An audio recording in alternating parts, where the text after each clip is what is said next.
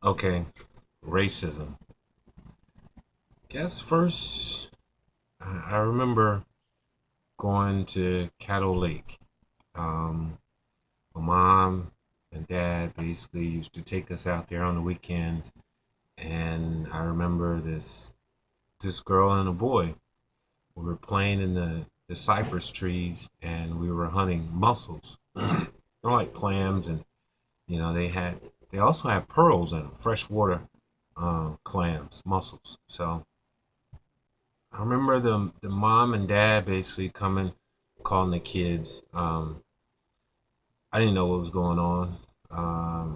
They left for a minute and then kind of migrated back to the cypress trees, and we eventually started playing again. So from there, the mom and dad called the kids again. So um, afterwards, my mom gave me this big explanation. I really didn't know what was going on or nothing, but my mom worked at Northwest State School for mentally challenged kids. So I guess I have an affinity for mentally challenged people. I have compassion and understanding for the most part. So from there, she had this lady that used to come visit that had a son and a daughter. And I remember tells she was a white lady. I remember tells of the father thinking that she was having an affair with a black guy or something like that, and I think he killed her. So, I kind of grew up. They used to visit at one point often, and in a sense, it was like my first girlfriend, kind of like my first real friend. I just remember that at different times, like different things, I tell her that I wasn't going to be her friend anymore, and the girl, for the most part, she do whatever ever needed, to keep our friendship intact. So from that point, I went to Uri Drive. Uri Drive was a whole different atmosphere, predominantly white, coming from an all black school, Newton Smith. So my mom, I used to get in fights every day in Newton Smith. Indy was always a little better than most people, and they didn't like that. I had a pride about myself or a way that I carried myself that people wanted to, in a sense, knock me off my pedestal. So when I went to Uri Drive, it was a whole different. It was like a new beginning. I remember taking a sports class, Lifetime Sports, and we had a session to where we went across the YMCA, went across the street to the YMCA, and we swam. So there was this girl that was in my class, Edwina Wagner, and man, I remember she was like Bo Derek, she had like a little bow legs or a little gap like in her legs, and she was sexy. And she saw me in a bathing suit, and we kind of like, hey, you want to be my girlfriend? She was like, sure. So we started talking and so forth. But I remember her sisters. They're telling her, hey, that's not gonna work. So eventually that was cut short. So the next stint, I guess, with racism was whenever I was in sports. Um, Sophomore year, Captain Shreve, and I was pole vaulter, and it was that regional competition, and I won. I ended up like pulling everything together, figuring out how to do it. I was actually supposed to come in third, but two guys from Ruston High School was supposed to have come in first and second, and therefore their team and points, the coach had tabulated their points prior, and it was an effort to win. I really didn't think much of it, uh, but I just remember Mr. Bird writing up a extensive article about it, in the paper and so forth, and kind of got a little fame from it throughout the city. because I was, front line of sport, front page of the sports section that year as a sophomore, labeled a phenom because I was like I think 13.6.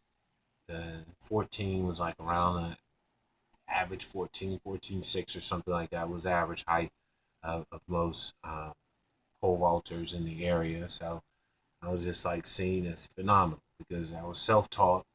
I picked it up and just learned from watching others and watching videotapes.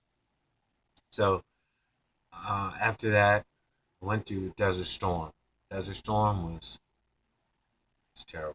Um, Captain 4K basically had a situation where we were we were doing shakedown and we were doing inventory, and me and a guy that was acting platoon sergeant.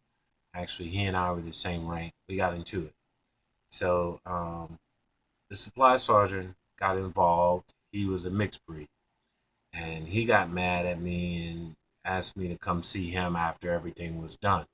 So what I did was I ended up going to see my acting platoon sergeant, and he and I squashed everything. So the supply sergeant was upset that I didn't come see him, so he put me in for Article 15.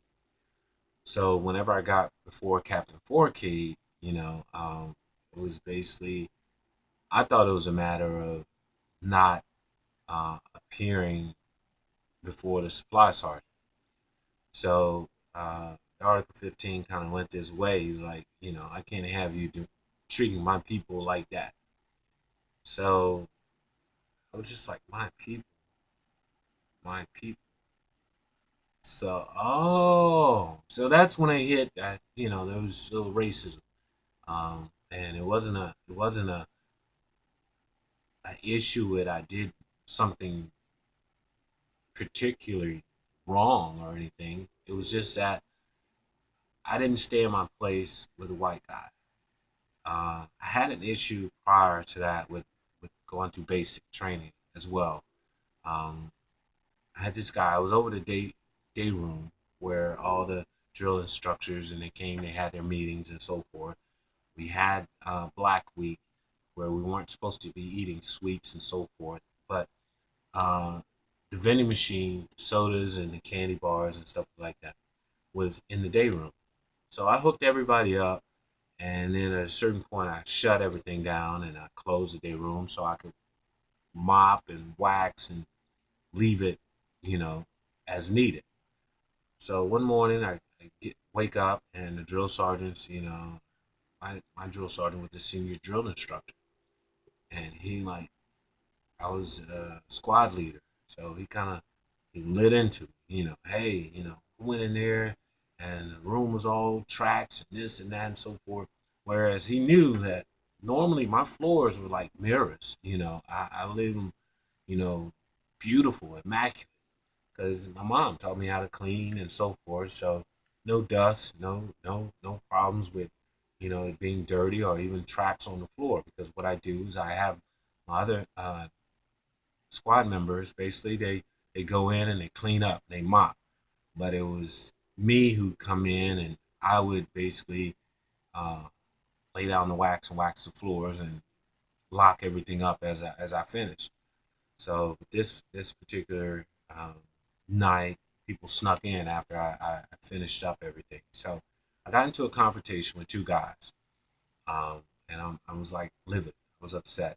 They made me look bad. So the guy is he's in front of me. One guy's in front of me, and I'm basically in a heated discussion with him about, hey, we're in Black Week anyway. You ain't supposed to be uh, having sweets or sodas anyway. So a guy was behind me, so he grabbed me, kind of pulled my shoulder. So as he pulled my shoulder, I turned around, and all I did was I jabbed him in the sternum, knocked his wind out. No the the basically, the fight was over before it even started or whatever. It was just, in my mindset, hey, somebody puts their hand on you, they're breaking the law. You have the right to defend yourself. But I ended up getting Article 15. End up the guy somehow he protested that I assaulted him, and I had a Captain Goring. I was slated to be the top grad. They had picked me as far as whenever we was picked up from getting on base at Fort Knox.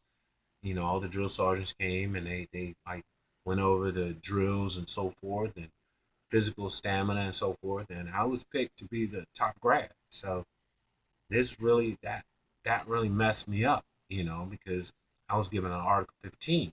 And whenever I went before Captain Goring, I was just like, but what about self defense? You know? And he just explained to me that under the UCMJ there is no self defense. But I was like, but what about what he did? We were violated. You weren't supposed to eat, sweets, anything during Black Week and so forth. And man, it just really messed me up. So at that point, uh, I was switched to a different drill sergeant. So it happened that this drill sergeant was a Mason, and he kind of shed some light on some issues for me and kind of brought me up to speed. And I thank him for that. Can't remember the drill sergeant's name, but he made a difference. Racism in America is real. I'm facing it currently with jobs, and the proper pay. I work for EIU, and I got like $1 million contract. Me and another white guy went on this job site, and he got ran off.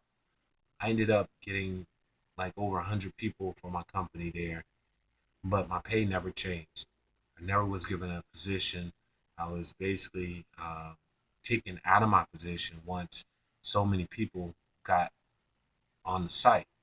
They moved me, which thank God Texas boys, they saw my talents, and actually I was offered a position with that company to help them start up an electrical division because they saw the mistreatment and so forth. So then I joined the union, IBEW, and I go out to California and I asked them, ahead of time, hey, what about this 2,000 hour rule, and so forth. They like, oh no, you're a special case. You're a special case. And then they call me up. Matt Malone calls me up and sends me out to a job that was as a construction electrician. And I didn't test as a construction electrician. I passed the test inside journeyman wireman, but they gave me $28 an hour. So I'm like, okay, let me earn my dues, pay my respects, and so forth.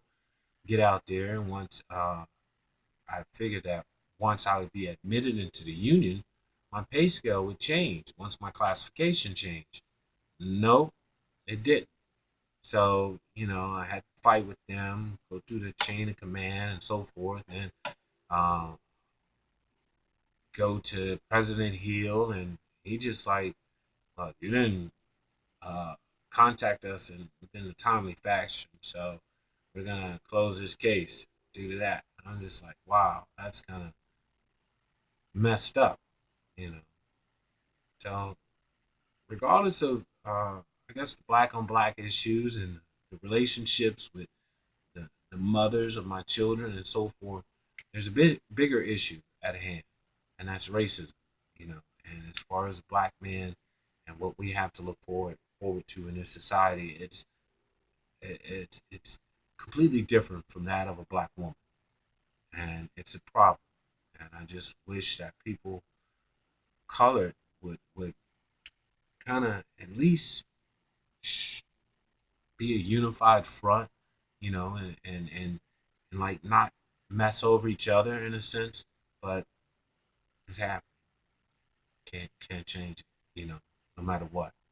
So racism in America is real, and it's an issue. As far as my invention, I came up with my throat wrap, which was basically an old church trick. Warm compress on the throat before overnight, so they help kind of keep your vocal cords in proper and so forth. So I presented it to 1-800 Inventors Hotline, took it to them, Universal Consulting Agency in Metairie. They went down uh, 4 different categories, a 10-point scale. I scored like an 8.5, so it was a success.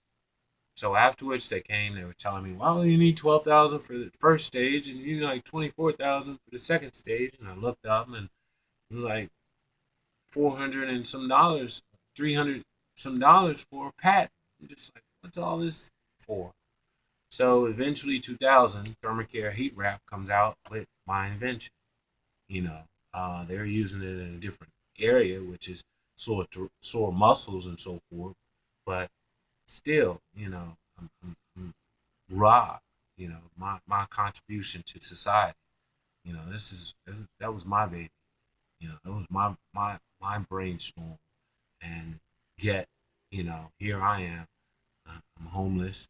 You know, uh, I'm bouncing from place to place and dealing with the mothers of my children who expected me to have riches and royalties and so forth. And here I am, in a sense, a failure. But I'm not.